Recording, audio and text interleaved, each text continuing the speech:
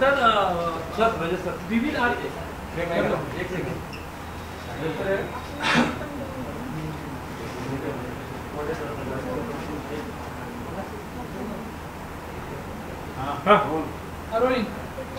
विविध आरक्षणाच्या आंदोलनासंदर्भात आत्महत्येचे जे प्रकरण समोर आले होते, लातूर पोलिसांनी आणि मराठवाड्यामध्ये त्याचे तपास करून काही नातेवाईकांनी किंवा काही इतर लोकांनी सुसाईड नोट केलं, फार तीव्रतेने हे सगळं तपास करतात.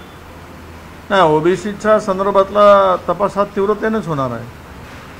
आणि मध्यंतरी काही मराठा समाजाची मुलं आत्महत्या केल्याचे समोर आलं, त्याचा तपास काही झाला नाही. आणि जेवढी नावं आली त्या संदर्भातले सर्वांना मदत देण्याचं धोरण सरकारने स्वीकारलं. आता ह्यामधल्या आत्महत्या त्या काय चौकशी करत असतील तर सरकारचं स्वागत आहे. ओबीसीवरचं प्रेम या निमित्तानं ते दिसत आहे असा त्याचा अर्थ होतो.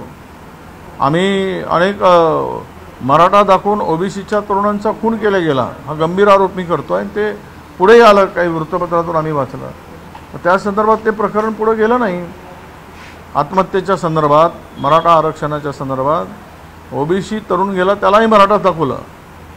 तर हे सगळ्या गोष्टी ज्या काही चालल्यात, पण यामध्ये गांभीर्य लक्षात घेतलं पाहिजे की समाजामध्ये या आरक्षणाच्या संदर्भात काय वेदना आहेत, त्यांच्या नातेवाईकामध्ये काय वेदना आहे, की या आरक्षणाच्या संदर्भामध्ये जे आरक्षण आता ओबीसीचं घालवू पाहतंय सरकार जरांगेंच्या माध्यमातून, तर मला हे वाटतं की यांच्यावर झालेल्या अन्यायाची परिसीमा आहे. म्हणून नातेवाईकांनी सुद्धा या संदर्भात त्यांची भूमिका ही तीव्रतेनं पुढे आली आहे असं त्याचा अर्थ होतो. शिवसेना धनुष्यबाण चिन्हाबाबत सुनावणी आहे, काय वाटतं? आता न्याय प्रविष्ट आहे, न्यायदेवतेपुढे हा विषय आहे. संविधानावर विश्वास असणारी मंडळी आहेत तिथे, काही का असेना काही प्रमाणात आहेत. त्यामुळे संविधानावर आधारित हा निकाल उद्या येईल. कायद्याचं राज्य आहे, कोणीही कायदा मोडून कुठलाही निर्णय होऊ शकत नाही, घेऊ शकत नाही. अशा प्रकारची संधी आज चालून आली आहे आणि न्यायालयाकडून ती अपेक्षा आहे की उद्याच्या पिढीला हा निकाल हा नक्कीच एक दिशा देणारा निकाल असा असणार आहे की निर्णय हे कायद्याने आणि संविधानाने होतात हे दाखवण्याची संधी सर्वोच्च न्यायालयाला आहे उद्या, असं माझं मत आहे. छगन भुजबळांसमोर नाराजी व्यक्त केली. काही विशिष्ट नेते जातीवर टोकाची भूमिका घेतात आणि त्यामुळं पक्षाची प्रतिमा संभ्रम निर्माण होतो. आता तो त्यांचा प्रश्न आहे, कोणामुळं काय त्यांचं नुकसान होत आहे त्यांनी तो निर्णय घ्यायचा आहे. पण एक आहे की हे ज्या वेळेस जरांगे पाटील आले त्याच वेळेस जर अजितदादा म्हटले असते तर त्याला बॅलन्स आहे असं म्हणता आलं असतं, त्यांचं स्वागत आहे असंही म्हणता आलं असतं आम्हाला. छगन भुजबळ म्हटले की ओबीसी उमेदवार पाडून म्हणणाऱ्या विरोधात सगळे ओबीसी नेते एकत्र येऊन लढू. नाही, नक्कीच. आता ती भूमिका आम्हाला जर उद्या स्वीकारावीच लागेल. शेवट आम्ही ज्या समाजाचं प्रतिनिधित्व करतो, ज्या समाजाने आम्हाला आमदार केलं आहे, लोकप्रतिनिधी केला आहे, त्या समाजासाठी लढणं, त्या समाजाच्या हक्कासाठी रस्त्यावर उतरणं हे आमचं कर्तव्य आहे. आणि ते जर कोणाला खपत नसेल तर त्यांची भूमिका त्यांनी मांडावी. पण एक नक्की की या संदर्भात आम्हाला जर आमच्यावर कोणी अन्याय करत असेल आणि बघ्याची भूमिका आम्ही घेऊ असं कोणाला वाटत असेल तर आम्ही घेणार नाही आणि आम्ही थांबणार नाही. हो, तुमच्या सभेसाठी कुठल्या ओबीसी नेत्यांना निमंत्रण असेल? तुम्ही छगन भुजबळांना बोलावलेलं आहे का? आणि ओबीसी म्हणून सगळे नेते तुमच्या व्यासपीठावर पाहायला? बघा, हा माझा काही मेळावा नाही. एकतर सर्वप्रथम सांगतो, सकल ओबीसी समाजाने आयोजित केलेला मेळावा आहे. त्यांची ती सगळी मंडळी आहे, मी त्यांच्याबरोबर आहे आणि ओबीसीचा कार्यकर्ता म्हणून मी सोबत आहे. माझ्या नेतृत्वात वगैरे हा मोर्चा असं काही कोणी गैरसमज घेऊन मिळाला असते तर मी तशीच पॉम्पलेट छापले असते. पण मी त्यामध्ये एक ओबीसीचा नेता म्हणून, कार्यकर्ता म्हणून मी लढतो आहे. सगळ्यांना आमंत्रण आहे, ज्यांना या ओबीसी मोर्चामध्ये यायचं आहे त्या ठिकाणी ते मोर्चात येतील आणि मोर्चात आपली भावना भूमिका मांडतील. त्यासाठी आम्ही सगळ्यांसाठी या मोर्चात येणाऱ्यांचं आम्ही स्वागत करू. जरांगे पाटील यांनी राहुल गांधी यांना दिल्लीचा लाल्या असं उल्लेख केलेला आहे. त्याला तो लहान वयातला बाल्या आहे, त्यामुळं त्याला तसे शब्द समजतात आणि कळतात, असंच त्याचा अर्थ होतो. जशी ज्याची बुद्धी तशी त्याची वृत्ती, त्या बुद्धीप्रमाणे ते बोलतात. तर ते बालिश बुद्धी असेल तर मग बाल्याला दुसरा शब्द कुठला सुचणार आहे, असा त्याचा अर्थ. पंतप्रधान नरेंद्र मोदींचा आज मुंबई दौरा आहे, 2 दिवसाचा दौरा आहे, कसं काय खात आहे? हात झटकून निघून जाण्याला अर्थ नाही, कारण महानगरपालिकेच्या निवडणुका आहेत म्हणून अपुरं असलेल्या टर्मिनसचं काम, अपुरं असलेल्या एअरपोर्टच्या उद्घाटनाचं काम आज मोदी साहेबांच्या हस्ते होत आहे. खरं तर ते टर्मिनल पुरं झालं नाही आणि रेग्युलर फ्लाईट ह्या डिसेंबरमध्ये सुरू होणार आहेत. डिसेंबरचे डेडलाईन आहे. मग आत्तापासून अट्टास का की एवढं उद्घाटन केलं पाहिजे? तर त्यामध्ये महानगरपालिकेच्या निवडणुका आहेत, त्याचा फायदा घेण्यासाठी या उद्घाटनाचं आयोजन केलेलं आहे आणि त्या इव्हेंटमधून मतं घेण्यासाठी केलेली युक्ती आहे, असं त्याचा अर्थ होतो. दुसरी गोष्ट की आता आलेच महाराष्ट्रात, तर भरभरून पॅकेज देऊन जा शेतकऱ्यांसाठी. नाही तर आलेत आणि फीत कापून गेलेत तर महाराष्ट्राच्या शेतकऱ्यांना वाऱ्यावर सोडू नका. देशाचे पंतप्रधान आलेत महाराष्ट्रात आणि भरभरून काहीतरी देऊन गेलेत आणि शेतकऱ्याला दिलासा देऊन गेलेत, तर त्या दौऱ्याचा काहीतरी फायदा होईल. नाही तर फीत कापून गेल्यानं काय फायदा होणार आहे? म्हणून आमची अपेक्षा आहे की मोठा पॅकेज शेतकऱ्यांसाठी घोषित करून मोदी साहेबांनी महाराष्ट्रातून जावं. चंद्रपूरमध्ये परमेश्वर मेश्राम एक शेतकऱ्यांनी आत्महत्या केली आणि गंभीर आरोप तिथले आजी माजी खासदारांवर लागतात. त्याबद्दल नाही, असं आहे की मी त्या संदर्भात ऐकलं आहे. मी काय अजून माहिती त्याच्याकडे नाही आहे, नेमकं प्रकरण काय आहे, त्यामुळं माहिती घेतो मी आणि मग बोलतो. मराठ्यांनी सावध होण्याची गरज आहे, जरांगे पाटील म्हटलेले आहे. उच्च शिक्षणाने नोकऱ्या मिळवाव्या.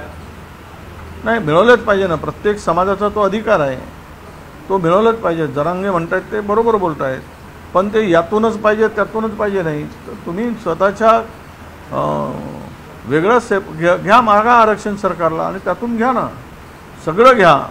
पण यातून घ्या त्यातून घ्या, दुसऱ्याच्या ताटातलं उडवून घ्या, ही भूमिका नको. ही आमची भूमिका आहे.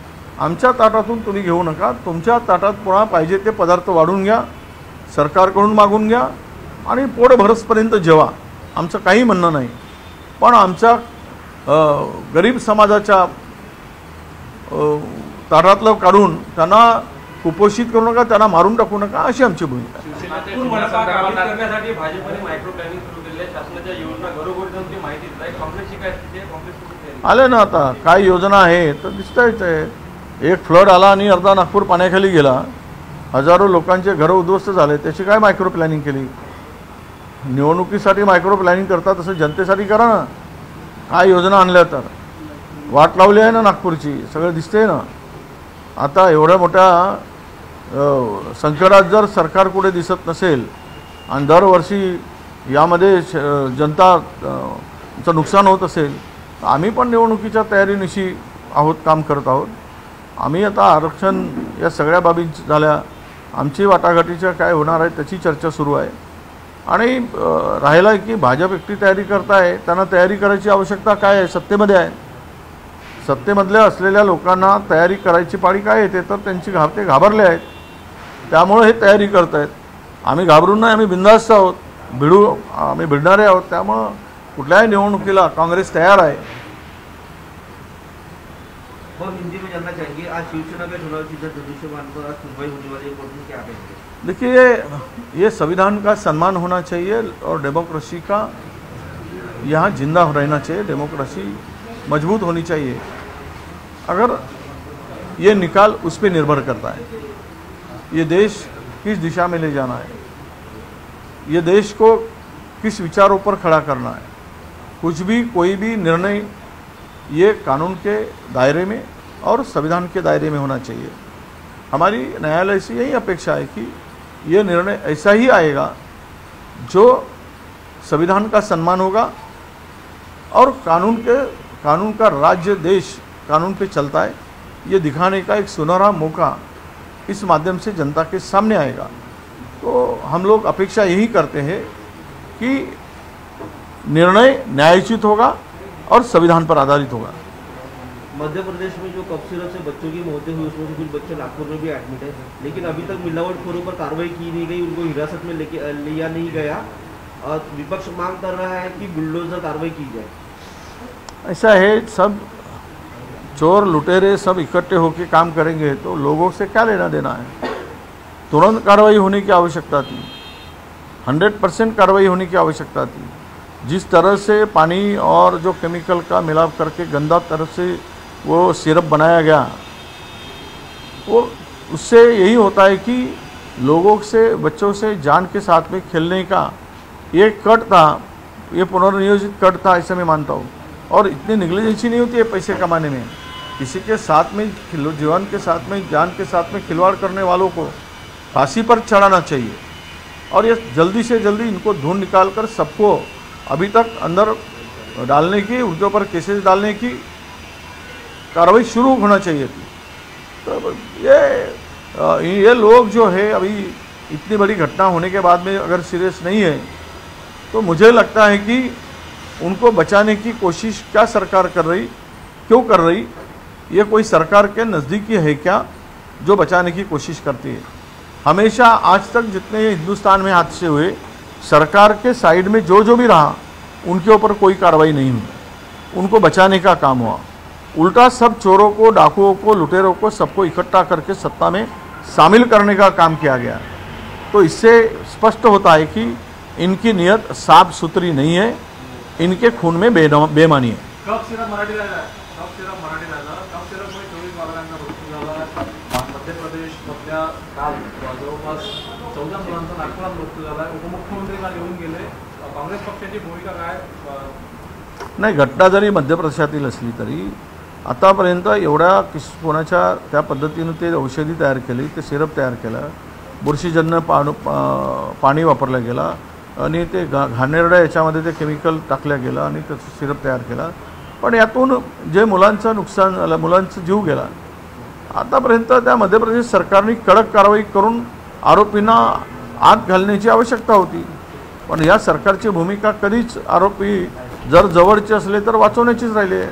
आतापर्यंतच्या 10-11 वर्षाच्या कालावधीमध्ये कुठलाही सरकारच्या बाजूचा आरोपी आत गेला नाही, हे दुर्दैवानं सांगावं लागेल। उलट सगळ्या लुटाऱ्यांना आपल्या सोबत घेऊन सरकार स्थापनेसाठी कसा फायदा करून घेता येईल हीच भूमिका राहिली। आता या कंपन्या कोणाच्या आहेत, काय आहेत, का कारवाई होत नाही, हा खरा प्रश्न येतो। याला वाचवण्याचा कोणाचा प्रयत्न आहे, कोणाच्या जवळचा आहे? त्यामुळे सरकारने किमान लोकांच्या जीवाशी खेळू नये आणि त्वरित कारवाई केली पाहिजे, अशी आमची अपेक्षा आहे।